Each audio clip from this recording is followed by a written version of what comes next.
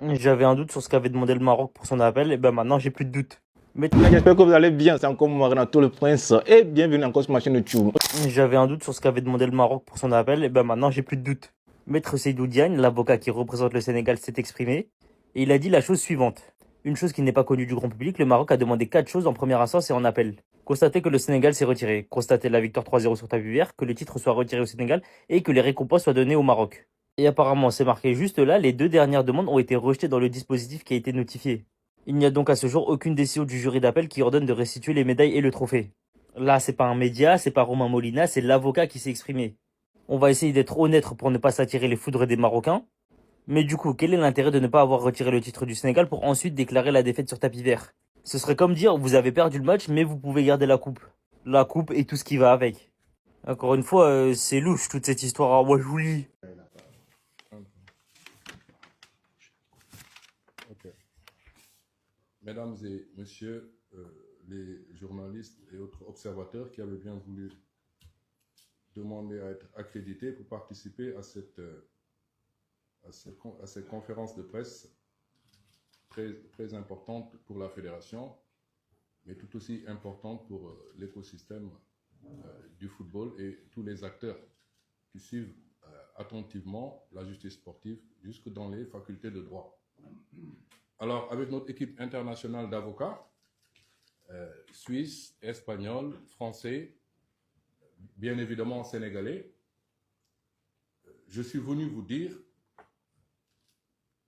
que la décision du jury d'appel dont j'entends vous parler ne peut même pas être considérée comme une vraie décision de justice sportive.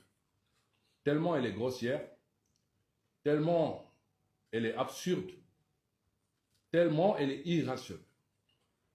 C'est une atteinte inadmissible et intolérable aux droits fondamentaux de notre fédération nationale de football. Je ne vais pas vous raconter cette pièce de théâtre que nous avons vécue le 17 mars dernier, parce que je sais que vous n'allez pas me croire si je vous dis que jusqu'au moment où je m'adresse à vous, aujourd'hui, 10 jours après, 9 jours pour être plus précis, la présidente de la juridiction n'a pas encore levé la séance. Elle nous a convoqués à 7 h du matin, en plein ramadan. On s'est levé à 5 h, on est allé au siège de la fédération, il y avait le dispositif avec le secrétaire général, on était prêts. L'audience a été reportée de 2 h, 3 h, en plein milieu de la nuit, sans que nous n'ayons été informés au préalable. Mais je vous assure, sur la foi de mon serment, je n'ai que des confrères autour de moi, 6 à 7 minutes de plaidoirie préliminaire, introductive, où je présente le secrétaire général de la fédération, où je résume la décision fantastique du jury disciplinaire en première instance qui donne raison au Sénégal. Elle me pose deux questions. Pourquoi le mémoire d'appel que nous avons fait en première instance n'a pas été notifié par la CAF? Je dis, je ne suis pas encore dans l'administration de la CAF et ce n'est pas à nous de le faire. Selon les règlements, c'est à la CAF de notifier au Maroc. Alors, le système continue comme ça. Elle pose 2-3 questions à nos adversaires et elle nous dit, on va vous mettre en salle d'attente sur la réunion Zoom. On va suspendre les choses et on va revenir pour continuer l'audience. Et voilà que je me retrouve en face de vous à vous expliquer une décision qui m'a été notifiée tard dans la nuit. L'audience n'a pas repris.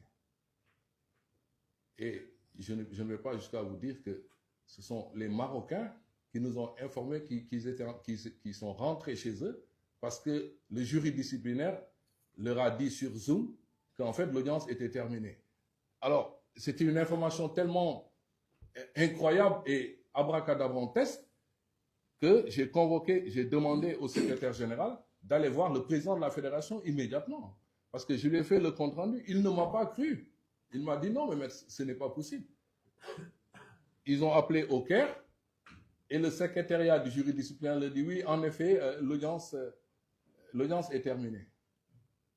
Même le dispositif technique sur Zoom jusqu'à 14 h n'avait pas été désactivé.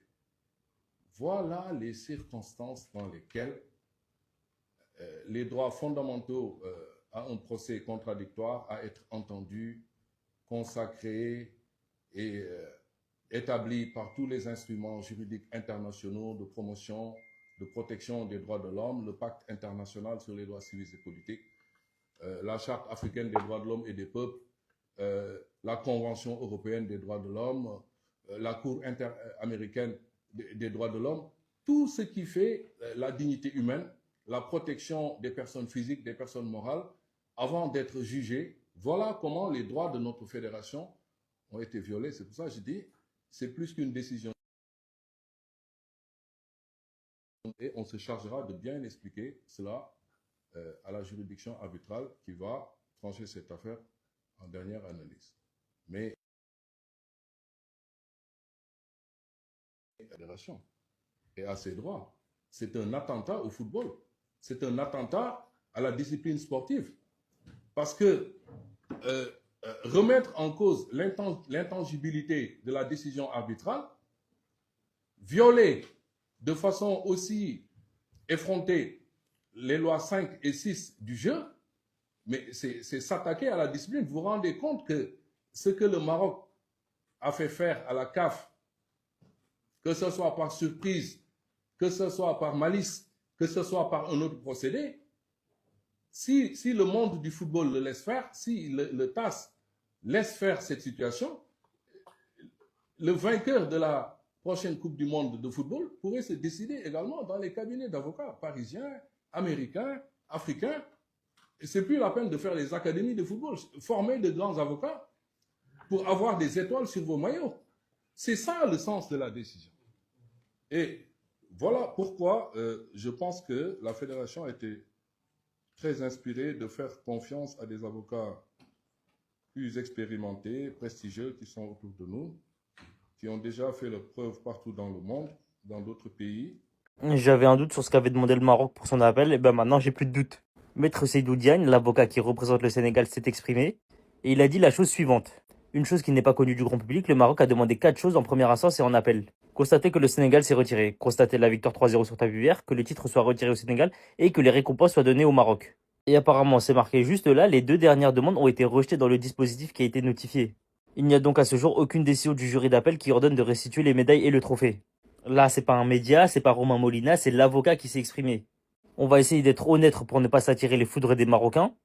Mais du coup, quel est l'intérêt de ne pas avoir retiré le titre du Sénégal pour ensuite déclarer la défaite sur tapis vert?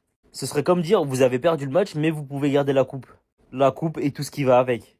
Encore une fois, c'est louche toute cette histoire à Wajouli.